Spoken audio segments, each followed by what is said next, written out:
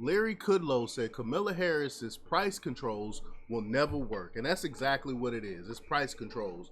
I'm surprised a lot of the mainstream media, like the Washington Post and CNN, is talking about how terrible this is and how this is really socialism, how this is really communism that she's putting forth, and how it doesn't work. This is why they've been holding back the policies for so long, because it's so terrible. We all know that price controls doesn't work. Only a few people like the Young Turks are actually advocating for this policy and trying to say it's not stopping price gouging, it's not price controls. But then in the same breath, he says that price gouging is already illegal. So if it's not stopping price, if price gouging is already illegal, then what is this policy she's putting forth? It's price controls. That's exactly what it is. So you're gonna have leftists like Chink from the Young Turks caping for and trying to pretend like these aren't price controls. So we're gonna play the video of Larry Kudlow. But before we get started, go ahead and hit that like button, share this out so we can get this information out there. Subscribe if you're not already a subscriber, and hit that alarm bell so you know when I'm putting out new stuff. Also, check out my link tree in the description. It has a link to my Patreon. That's where I talk about things that I can't talk about here. Also follow me on X, where I post news and thoughts there throughout the day. All right, so let's talk about this news now.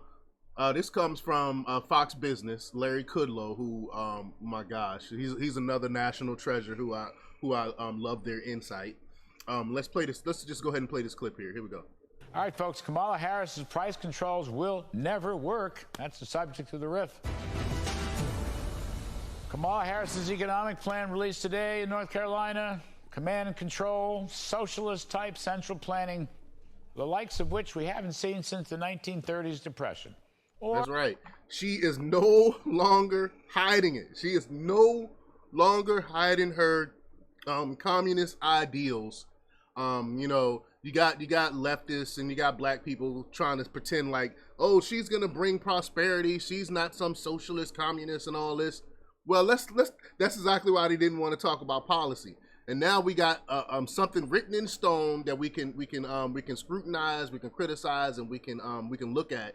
And she is a communist, a full-blown communist. Who else wants price controls like this?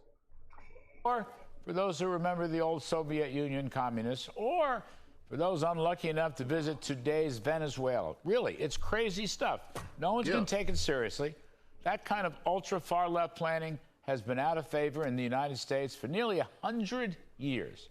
Democratic economists are attacking it. The Washington Post is attacking it. Right. Early estimates of the cost of her plan are already running upwards of $1.3 trillion, and it's going to get larger. But of course, that means more deficit spending, and that means more inflation. Right. It's going to actually cause more inflation. That's the whole thing. And I talked about this yesterday, how we've seen this before. We have literal case studies when we know that this don't work. Nixon tried this. He tried price controls, and we immediately started food started disappearing from shelves. People, companies stopped producing, and he had to immediately do a 180 and stop with the price controls. So we have case studies. We know that this does not work. Likely event she were to be elected, that's what we'd have to suffer through. The big items so far, the $3,600 kiddie tax credit will cost about $1 trillion over 10 years. The newborn child credit, another $100 billion. A $25,000 home mortgage subsidy would be about $250 billion. And of course, there's going to be a lot more details as the details come out. There's new tax credits for Obamacare. There's another bump up in the earned income tax credit, some kind of debt cancellation for health care costs. And of course, let's not forget the unconstitutional student loan cancellations. The details of all this stuff so far are unknown. And the costs are... Yeah, and how are we going to pay for all of this? How he's about to talk about the costs, I think. But how are we going to pay for all of this? We're already in debt as a country. We continue to borrow. Our government continues to spend out of control. And then they want to give out even more money. This is unsustainable. Of those details are going to mount higher and higher, you will see. Of course, the headline grabber which is the first ever federal ban on price gouging on food and groceries. Really just price controls dressed up as price controls. In other words, to quote Churchill, a sheep in sheep's clothing. Yeah, and there was a study. I wish I can. I'm gonna have to see if I can find that study, but I keep forgetting to pull it up. There's a study that showed there are no price gouging. There is no price gouging going on when it comes to groceries and stuff like that. These businesses are running on paper thin margins, 1% to 2%. So they're not price gouging. And so what is exactly she's trying to accomplish with these price controls if there is no price gouging going on? And President Trump got it right as well. Here, take a listen to what he said.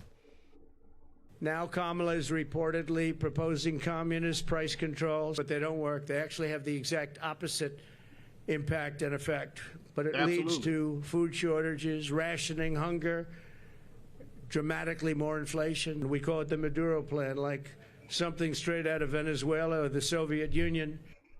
There you go. For one thing, no one's ever proven price gouging. No one even knows what price gouging actually is, even though the Bidens have tried for over 3.5 years. And a study by the San Francisco Fed ruled it out. What Kamala Harris Democrats don't understand is that rising prices. That's it. It was the San Francisco Fed. I got to remember that. The San Francisco Fed did a study. Leftist San Francisco, mind you, did a study and found that there was no price gouging going on. So what is this then?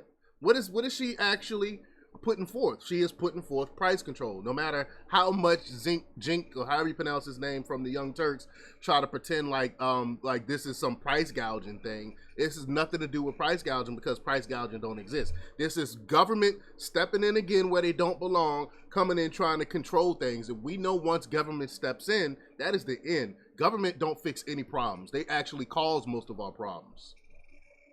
Prices don't cause inflation. Inflation causes rising prices. And inflation is too much money chasing too few goods, all of which devalues the money in your wallets and pocketbooks.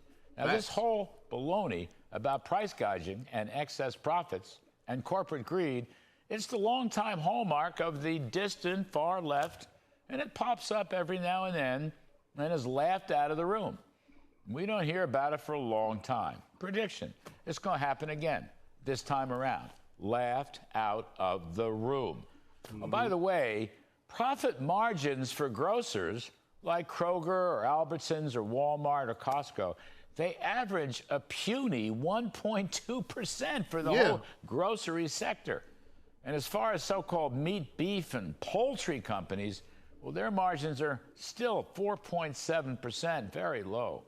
Grocers and beef, well below the 8.5% profit margins of all American companies, all of them. By the way, high-flying tech companies have huge profit margins. Apple, 25%, Meta, Microsoft, 34%, NVIDIA, 53%. Now, that could be price gouging, but so far, Kamala's not going after them, is she? She talks about clear rules of the road, but she doesn't offer any. New authority for the Federal Trade Commission, the FTC. Wow, that's a very scary thought, isn't it? But basically, apart from the headline price controls equals socialism, the whole rest of her program is just top-down, big government, control the economy. Thanks. Government do this, government do that. Government cancels loans, government bosses around Wall Street. By the way, the $25,000 down payment handout for first-time homeowners, well, guess what?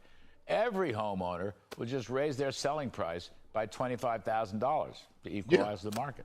And guess what else? Spending well over $1 trillion means borrowing well over $1 trillion means even bigger deficits and debt creating, which means higher mortgage rates, which will probably still leave the dream of home ownership out of reach for Gen Z.